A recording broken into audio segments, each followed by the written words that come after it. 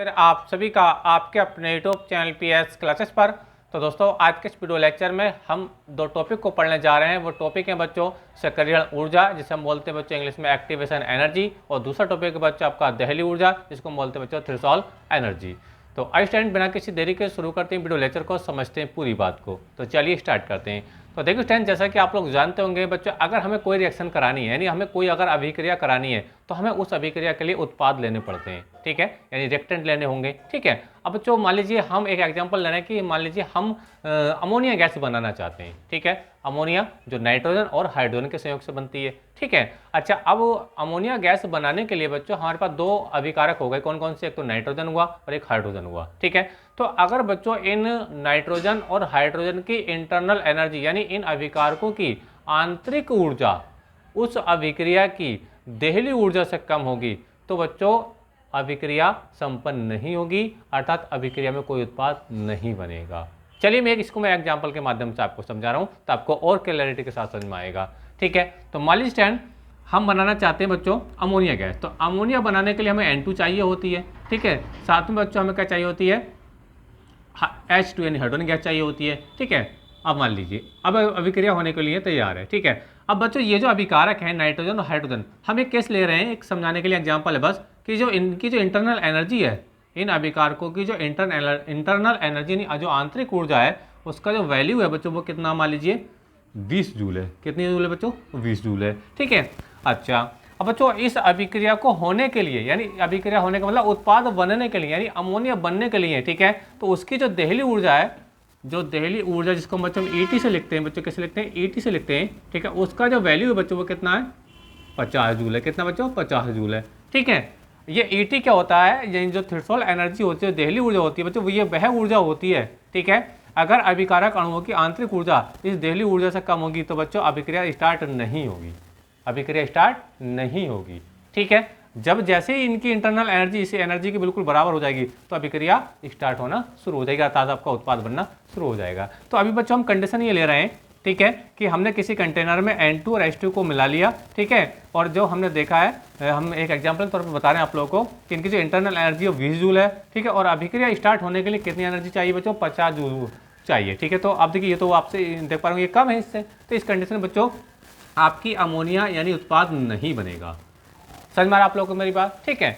तो देखिए पहले मैं इसकी डेफिनेशन को समझाता चलूँ। यहीं पे देखिए जो दहली ऊर्जा होती है, ठीक है, या इसको थ्रेशोल्ड एनर्जी हम कहते हैं इंग्लिश में। तो देखिए क्या होता है, देखिए अभिकारक अणुओं की वह न्यूनतम ऊर्जा, अभिकारक अणुओं की यानी जो रिएक्टेंट हम लिए, ठीक है, अभिकारक अणुओं की वह न्यूनतम ऊर्जा जो उन्हें अभिक्रिया में भाग लेने के लिए, अभिक्रिया में भाग लेने के लिए अर्थात उत्पाद बनाने के लिए उत्प्रेरित करती है अभिक्रिया की दहली ऊर्जा कहलाती है। इसे ET से प्रदर्शित करते हैं। समझ में आ रहा आप लोगों को मेरी बात, एक बार फिर से रिपीट कर रहा हूं बच्चों।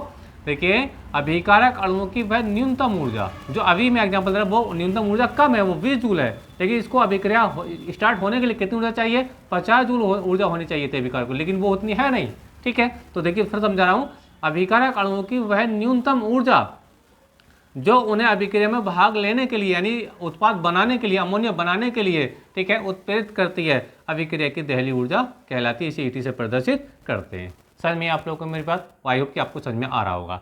अच्छा, अब देखो स्टैंड, अगर इस हमें उत्पाद बनाना है, तो इस अभिक्रिया को हमें क्या देनी पड़ेगी बच्चों, एनर्जी देनी पड़ेगी। क्या देनी पड़ेगी बच्चों, एनर्जी देनी पड़ेगी। और एनर्जी कितनी देनी पड़ेगी वो आपको साफ साफ दिखाई दे रहा होगा, क्योंकि ये 50 जूल है और ये 20 जूल है। तो अभी कितने की जरूरत पड़ रही बच्चों, अभिक्रिया को स्टार्ट करने के लिए हम लोग कितनी एनर्जी और चाहिए, अभी बच्चों हम लोग को चाहिए 30 जूल एनर्जी और चाहिए। और जो 30 जूल एनर्जी होगी बच्चों, ठीक है, जो हम लोग देंगे, तो ये जो 30 जूल एनर्जी होगी, इसी को बच्चों हम बोलते हैं, हम इसकी एक्टिवेशन एनर्जी या दहली ऊर्जा कहते हैं, ठीक है। समझ में आ रहा, तो ये 30 जूल हम लोग देंगे, ठीक है। अच्छा, अब देखिए ये 30 ये हुआ, यानी 20 जूल एनर्जी इनके पास पहले से थी, 30 जूल एनर्जी हमने दी, ठीक है। समझ में आ रहा आप लोगों को मेरा, तो कुल मिला के कहते 50 जूल एनर्जी हो गई। अब ये जो 50 जूल एनर्जी हो गई, जो इसकी थ्रेशोल्ड एनर्जी यानी दहली ऊर्जा के बिल्कुल बराबर हो गई, तो इस कंडीशन में आपका उत्पाद बनना शुरू हो जाएगा। समझ में आ रहा आप लोगों को मेरी बात, डेफिनेशन को समझते हैं। देखिए EA का मतलब है सक्रियण ऊर्जा यानी एक्टिवेशन एनर्जी,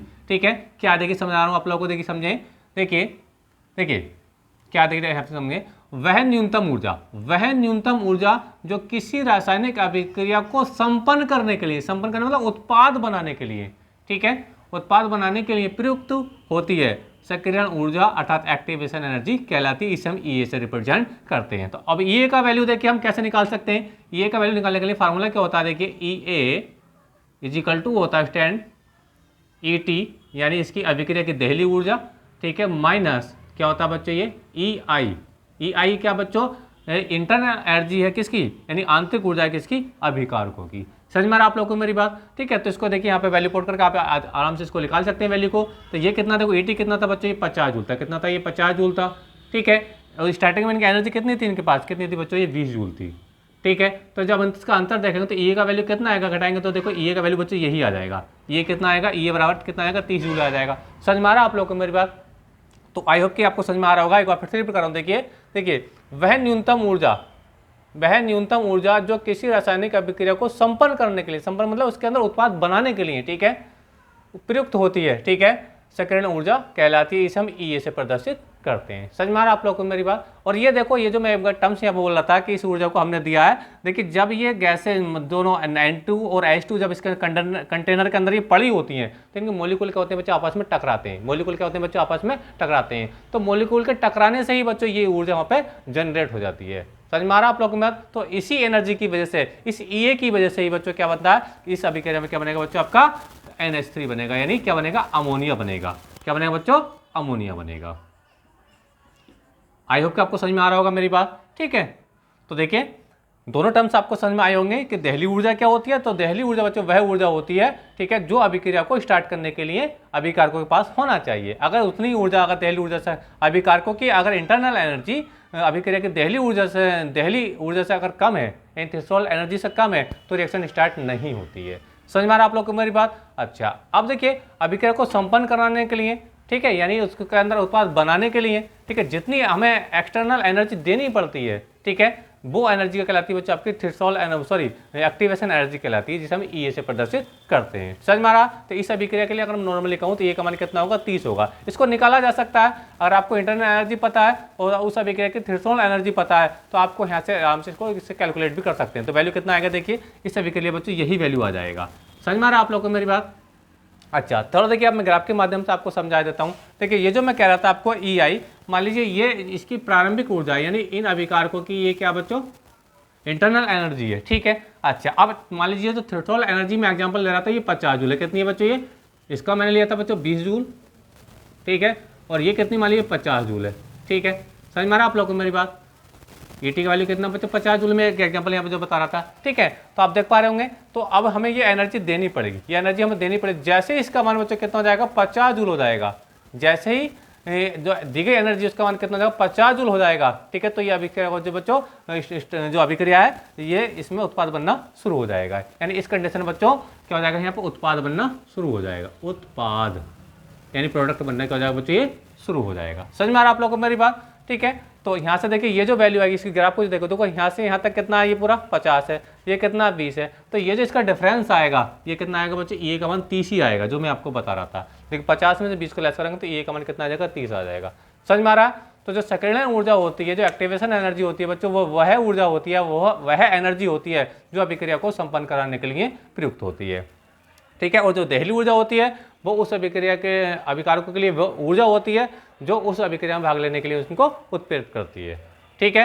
तो दोनों ही डायरेक्शन आपको समझ में आई होंगी और ग्राफ भी आपको समझ में आया होगा। तो वीडियो लेक्चर कैसा लगा कमेंट करके जरूर बताइए। मिलेंगे नेक्स्ट वीडियो में किसी नेक्स्ट टॉपिक के साथ, तब तक के लिए धन्यवाद। और वीडियो को साथ साथ बच्चों चैनल को सब्सक्राइब भी करें और बेल आइकन का बटन जरूर दबाएं ताकि मेरी आने वाली हर वीडियो का नोटिफिकेशन आप लोगों को समय से प्राप्त हो। मिलेंगे नेक्स्ट वीडियो में, तब तक के लिए धन्यवाद। Best of luck.